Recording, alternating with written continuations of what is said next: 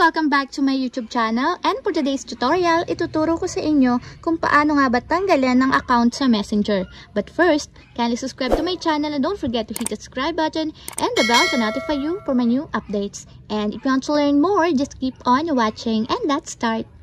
So for today's video, gagamit muna tayo ng Facebook application, yung kulay blue. So, yan, dito natin ilalog out yung pinakang Messenger account sa Messenger application. So, ang gagawin nyo lang, pagka-open ng inyong Facebook account, i-click nyo lang itong profile picture. So, yan, bali pupunta tayo sa pinakang menu. Then, dito naman, scroll down nyo lang. Then, click nyo yung settings and privacy. Then, click nyo ulit yung settings. Then, dito naman sa settings and privacy, pumunta kayo sa account section. Then, i-click nyo yung password and security.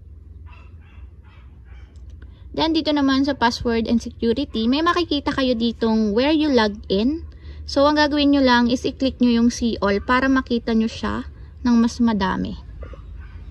So, yung kung makikita nyo, nakalagay dito yung list kung saan nakalog in yung inyong account.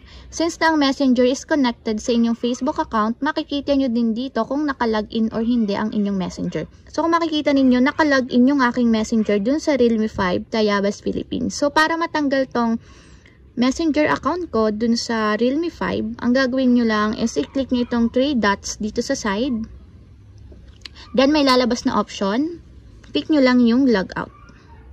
Then, automatic nakalog out na siya dun sa Messenger na pinag-log-inan nung aking Messenger account.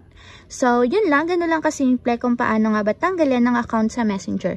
If you have a question, comment down below and don't forget to hit the subscribe button and the bell to notify you for my new updates. And thank you for watching! Every day, late at night, not okay. All I want, and I pray.